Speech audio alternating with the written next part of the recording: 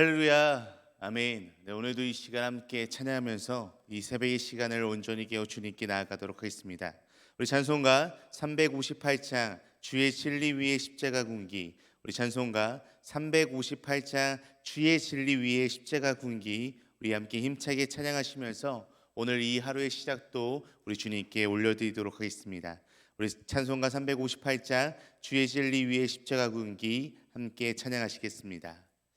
주의 진리 위에 십자가 군기 하늘 높이 들고서 주의 군사 되어 용맹스럽게 찬송하며 나가세 나가세 나가세 주 예수만을 위하여 목숨까지도 바치고 싸움터로 나가세 원수들이 비록 강할지라도 주의 군기 붙잡고 주의 진리 위에 용기 다하여 분발하여 싸우세 나가세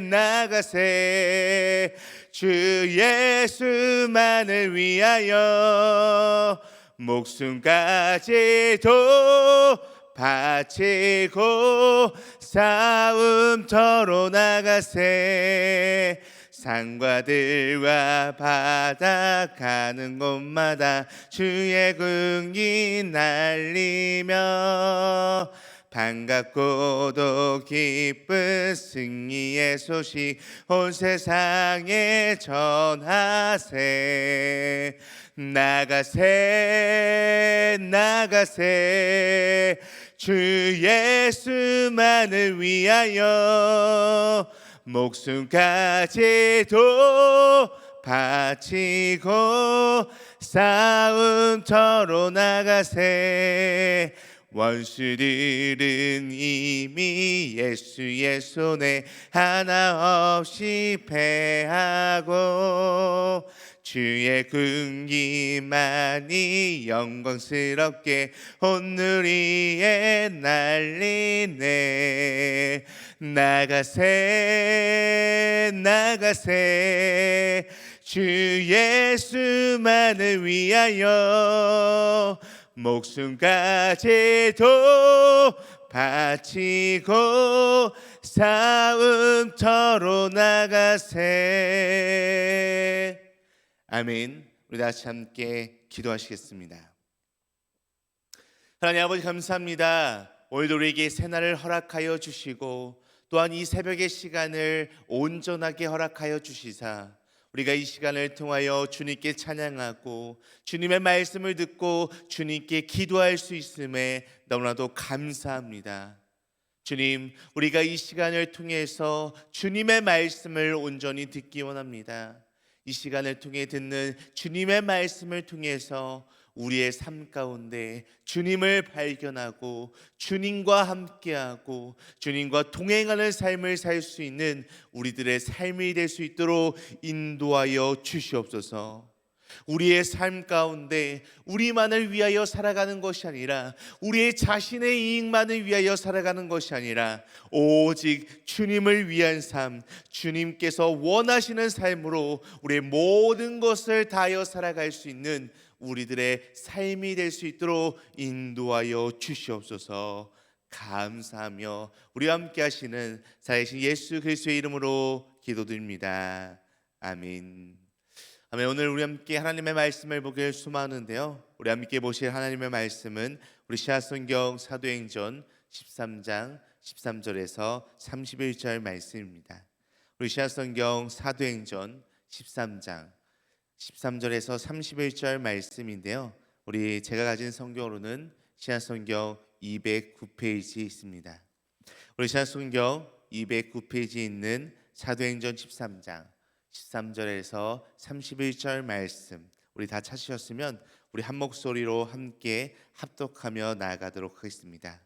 우리 사도행전 13장 13절에서 31절 말씀 우리 다 같이 함께 읽도록 하겠습니다.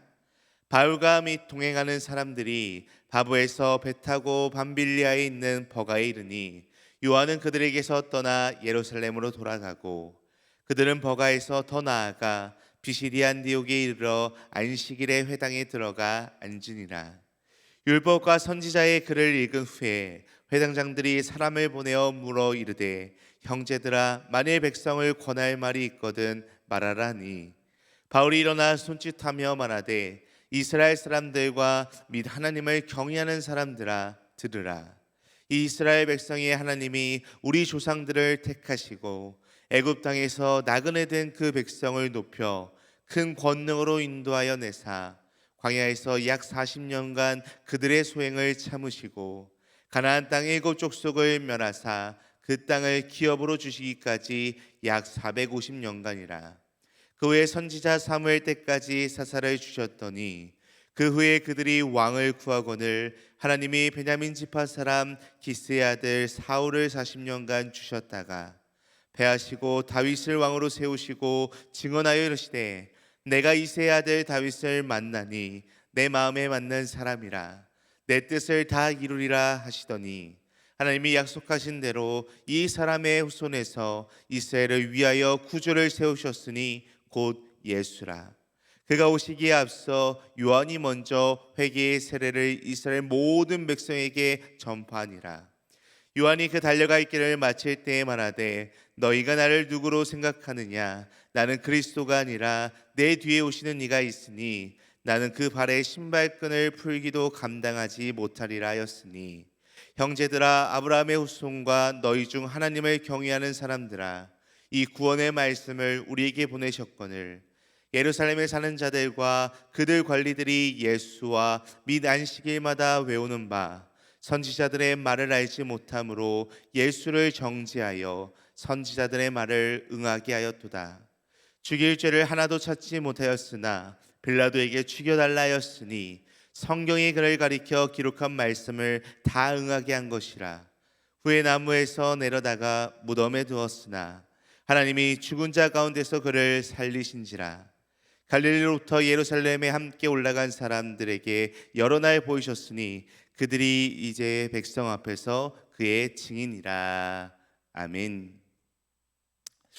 이 세상에서는 우리가 살아가고 있는 이 세상에서는요 고귀한 목적을 위해 자신의 인생을 바치고 자신의 생명을 다 희생시키면서까지도 그 일들을 해나가기 위한 고귀한 희생을 하는 사람들이 있습니다. 우리는 보통 그러한 사람들을 바라보면서 존경과 경의를 표하곤 합니다. 특히 하나님의 목적을 위해서 자신을 희생하는 사람들이 너무나도 많이 있었는데요. 그런 사람들 중 하나가 대표적인 인물 바로 독일의 목사이자 신학자였던 디트리 보네퍼 목사라고 하는 인물이었습니다. 이 보네퍼 목사는요 1933년 히틀러의 나치당이 일당 독재 체제를 확립한 이후 독일 교회가 히틀러 정권의 하부 기관으로 전락하고 마는 아주 끔찍한 일을 겪게 되었습니다. 그래서 보네퍼 목사를 비롯한 모든 뜻있는 그리스도인들이 이 고백교회라는 것을 결성했는데요. 고백교회는 이 나치의 신전 도구로 전락한 국가교회에 맞서 오직 예수 그리스도만을 진정으로 고백하는 진정한 교회 회복 운동에 앞장섰던 그런 교회였습니다. 그러한 교회를 히틀러가 가만히 둘 리가 없었습니다. 히틀러의 탄압 속에서 이 지도자들이 체포당하면서 겉으로 보기에 이 교회는 다 끝난 것처럼 다 무너져 버린 것처럼 보이고 말았습니다. 그러나 이 보네퍼를 비롯하여 체포를 간신히 면한 지도자들은 지하에서 계속해서 이 복음의 활동을 끊임없이 이어갔습니다. 보네퍼 목사는 어느 날 자신이 이전에 유학했던 신학교를 방문하게 됩니다. 그를 아끼는 많은 사람들이 지금 위험하니까 독일로 돌아가지 말고 미국으로 망명하라라고 이렇게 권면하고 이렇게 요청했습니다. 그들의 권유에 보네포 목사의 마음도 흔들린 것은 아니었지만 결국 보네포는 다음과 같은 편지를 남기고 생지옥과도 같은 독일로 돌아가게 됩니다. 그 내용은 바로 이렇습니다. 만일 지금 내 동포와 함께 실현을 당하지 않는다면 나는 전쟁이 끝난 뒤 독일에서 그리스도인의 삶을 재건하는 일에 참여할 권리가 없게 될 것입니다. 그러기에 나는 지금 독일로 돌아갑니다라는 이러한 편지의 내용을 남기고 독일로 돌아갔습니다. 그에게 그리스도인의 삶을 재건하는 일이란 바로 하나님의 말씀을 온전히 지키며 살아가는 삶을 의미했습니다. 하나님의 말씀을 지키기 위해서는 고난의 길을 피하지 않고 오히려 고난이 기다리고 있는 독일로 되돌아간 이 보네포 목사는 결국 마침내 히틀러에 의해 교수형을 당하고 맙니다. 그때 이 보네포 목사의 나이는 젊은 나이인 39세였습니다. 그가 전쟁이 끝나기도 전에 죽었으니까요. 그리스도인의 삶을 재건해 보겠다라고 포부를 밝혔던 그의 소망과 그의 꿈이 과연 다 무산된 것일까요? 결코 아닙니다. 그는 하나님의 말씀을 지키기 위해 죽음의 고난마저 두려워하지 않았던 그로 인하여 무너졌던 산산조각 나 버렸던 이 독일 교회가 조금씩 점차 회복되기 시작하였습니다. 하나님의 말씀을 위해 자기의 목숨까지도 죽음을 두려워하지 않았던 그를 통해 하나님의 말씀이 죽음을 초월하는 생명의 능력으로 나타나게 된 것을 우리는 너무나도 잘 볼 수 있습니다. 이 보네포 목사에게 그처럼 고귀한 인생을 자신의 목숨까지도 내어줄 만큼 살게 했던 이 원천이 도대체 무엇이었겠습니까? 그것은 바로 예수 그리스도였던 것입니다. 자, 성도 여러분, 오늘 우리가 함께 읽은 이 본문 말씀, 그리고 어제부터 우리가 함께 읽었던 이 사도행전 13장 말씀에서는요, 사도 바울이 안디옥 교회에서 이 예수 그리스도를 증거하고 있는 예수 그리스도의 복음을 분명하게 이야기하고 있는 말씀들이 이 사도행전 13장 말씀에서 우리에게도 전해지고 있습니다. 그래서 오늘은 이 사도행전 13장의 말씀을 같이 함께 살펴보면서 안디옥에 전해진 복음, 안디옥에 전해진 복음이라고 하는 제목으로서 오늘 말씀에서 이 안디옥 회당에서 바울이 어떠한 말씀을 전하고 있는지, 또한 바울이 전하고 있는 복음의 핵심 내용이 무엇인지를 이 사도행전 13장의 말씀을 통해서 같이 함께 살펴보도록 하겠습니다. 사도 바울은요, 가장 먼저 이 안디옥에 전해진 복음의 내용은요, 백성의 완고함을 오래 참아 주셨다라는 것을 이야기하고 있습니다. 오늘 본문 말씀에서 이 사도 바울은요, 이 복음의 가장 기본이자 복음의 가장 기초가 되는 말을 이 안디옥 회당에서 전하고 있는 것을 살펴볼 수 있습니다. 우리 오늘 본문 말씀 18절 말씀, 우리 18절 말씀 함께 읽도록 하겠습니다. 광야에서 약 40년간 그들의 소행을 참으시고. 아멘. 우리가 너무나도 잘 아는 것처럼요, 이스라엘은 일찍이 하나님의 선택을 받아 이 종살이하고 있던 애굽 땅에서 해방을 맞이하게 되는 놀라운 은혜를 누리게 되었습니다. 그렇지만 그들은 광야에서 지내는 40년간 불신과 불순종으로 하나님을 대적했던 그러한 백성들이 바로 이 이스라엘 백성들이었습니다. 하지만 오늘 말씀에서도 이야기하고 있듯이 하나님께서는 그런 이스라엘 백성들을 참아주셨다라고 이야기합니다. 이렇게 이스라엘의 만행이 이 광야에서 딱 끝나는 것이 아니라 심지어 그들은 하나님께서 약속하신 이 약속의 땅에 들어가서 그들은 그들의 진정한 왕이신 하나님을 외면하고요, 그들을 다스릴 왕을 구했던 모습을 우리는 잘 알 수 있습니다. 하나님은 이번에도 그런 나약함을 보이는 그런 욕을 하는 그들에게 징벌을 하는 대신, 벌을 하는 대신에 그들의 요구대로 그들의 왕을 세워주셨고요, 다윗의 후손을 통해 이스라엘을 위한 구주를 세우기로 계획하셨던 것을 우리는 살펴볼 수 있습니다. 자, 성도 여러분, 이처럼 우리의 하나님께서는요, 사람들의 죄악의 정죄나 심판으로 즉각적으로 대응하는 분이 결코 아니시라는 것입니다. 오히려 오늘 말씀을 보니까요, 인내로 그들을 다 품으시며 죄인들을 위한 선한 계획을 준비하는 분이 바로 우리의 하나님이다라는 것을 이야기하고 있습니다. 이와 같은 하나님의 인내가 없었다면, 이와 같은 우리 인간들을 향한 하나님의 분명하신 인내하심이 없으셨다면 그 어떤 죄인도 구원을 기대할 수 없고요, 이 시간 우리가 하나님께 예배드릴 수 있는 그 이유조차도 없다라는 것입니다. 그래서 죄인을 향한 하나님의 인내야말로, 죄인을 향한 하나님의 이 참으심이야말로 가장 복음의 핵심이자 기초가 된다라는 것입니다. 이 가장 기본이자 기초가 되는 말씀을 사도 바울이 오늘 말씀을 통해서 분명하게 이야기하고 있다라는 것입니다. 그렇기에 우리도 날마다 우리를 향한 하나님의 인내가 분명하게 있다는 것을 기억하고요, 또한 우리 각 개인에게 하나님께서 지금도 인내하시고 있다는 것을 기억하고요, 날마다 그 하나님의 인내하심과 그 하나님의 선한 계획에 날마다 순종하며 나아가는 우리들의 삶이 되기를 간절히 소망합니다. 또 이어서 오늘 말씀을 보니까요, 안디옥에 전해진 복음의 내용은 예수님을 대속의 제물로 보내주셨다라고 이야기하고 있습니다.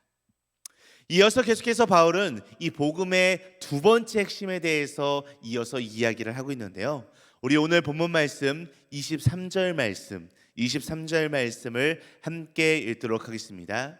하나님이 약속하신 대로 이 사람의 후손에서 이스라엘을 위하여 구주를 세우셨으니 곧 예수라. 아멘. 하나님께서는요, 죄인들과 죄로 인해 오염된 악한 세상을 길이 참으시는 중에서도 이 땅을 위해 예수님을 진정한 구주로 삼아 주셨습니다. 이것이 바로 우리가 믿는 복음의 두 번째 핵심이라고 할 수 있습니다. 하나님께서는요, 죄인들이 예수님을 힘입어 죄인들이 예수님을 통해 분명하게 죄사함을 받도록 하셨습니다. 죄인들이 죄를 직접 처벌하시고 다스리시는 대신 예수님을 십자가 위에 못 박으셨습니다.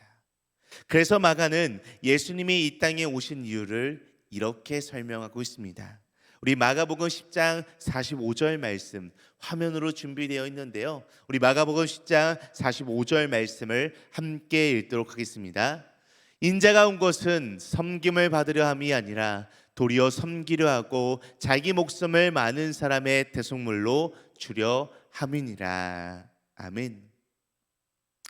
그 누구도 저지른 죄를 스스로 해결하여 하나님의 진노와 심판에서 결코 벗어날 수 없습니다.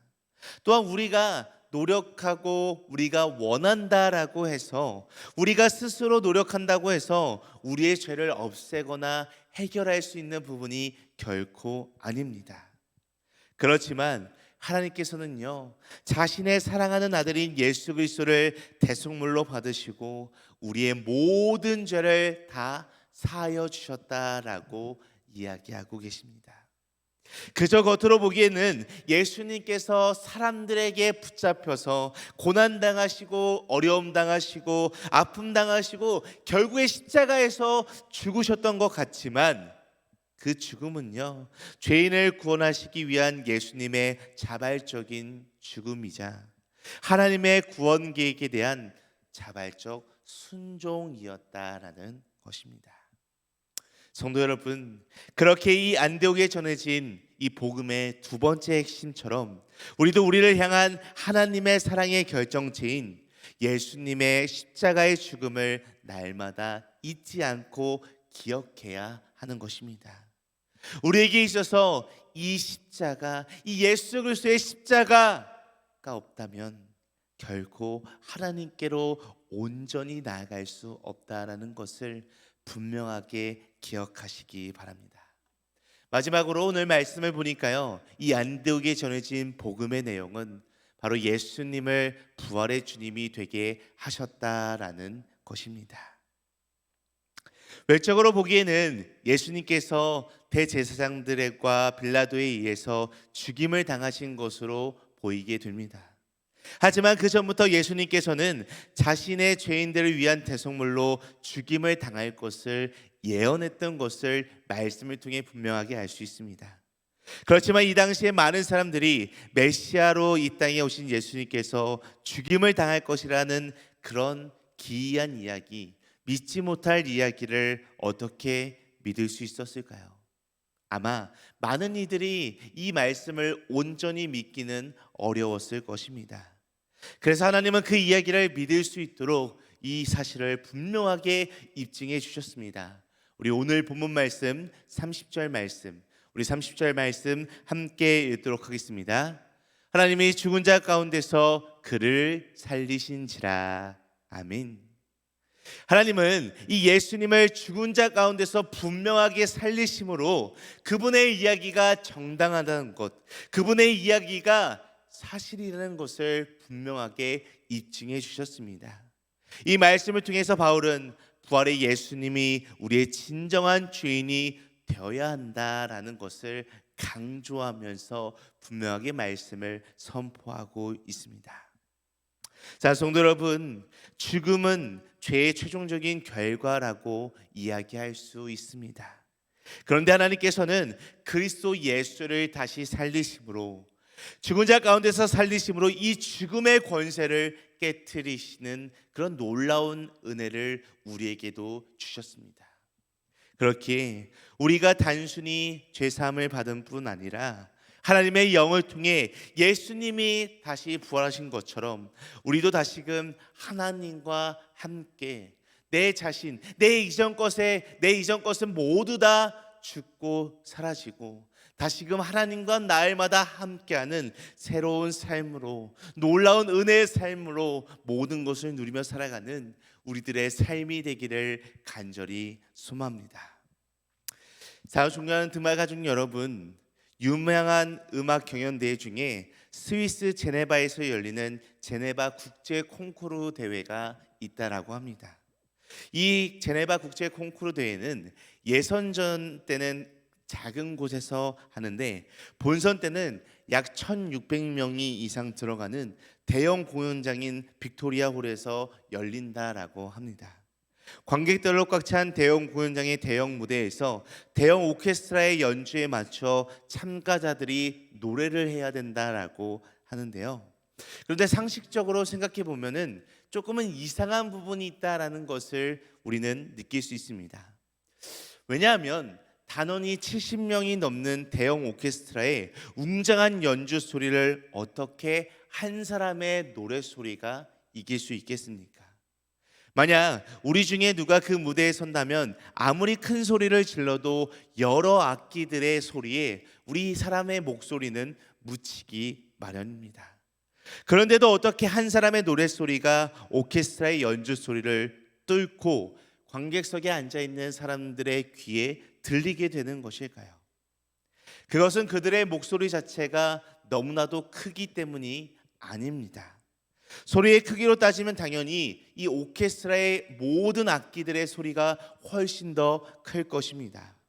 그런데도 그보다 훨씬 작은 이 성악가의 노래 소리가 오케스트라의 연주를 뚫고 나올 수 있는 것은 그들의 목소리의 파장이 달라서라고 합니다. 똑같은 파장이면 큰 소리가 작은 소리를 이기게 되는데요. 그런데 다른 소리와 구별되는 파장을 성악가가 가졌기 때문에 그 엄청난 오케스트라의 여러 악기의 소리를 뚫고서 이 관객석에 앉아 있는 사람들의 귀에 그 성악가의 목소리가 들리게 된다라는 것입니다. 그러기 위해서는 그들은 엄청나게 노력을 한다라고 합니다. 자, 성도 여러분, 바로 이와 같은 예시가 우리의 모습이 아닐까 싶습니다. 그리스도인으로 산다는 것은 이 세상에서 함께 살아가고 있지만 이 세상과는 다른 파장을 갖고 살아가는 것을 의미한다라고 이야기할 수 있습니다. 성악가의 성공이 바로 다른 소리와 구별되는 파장을 가지는 경지에 이르는 것이듯이 우리 그리스도인들도 믿음으로 의롭다함을 얻었다라는 것은 세상과 구별된 파장을 가진 사람이 되었다라는 것을 의미하는 것 같습니다. 그러한 그리스도인이 이 세상을 새롭게 하고 또한 이 세상을 변화시키며 나아갈 수 있습니다. 그것은 우리 그리스도인들의 수가 많거나 우리 그리스도인들의 소리가 결코 커서가 아닙니다. 그것은 바로 다르기 때문입니다. 다른 파장, 다른 것을 우리는 갖고 있기 때문입니다.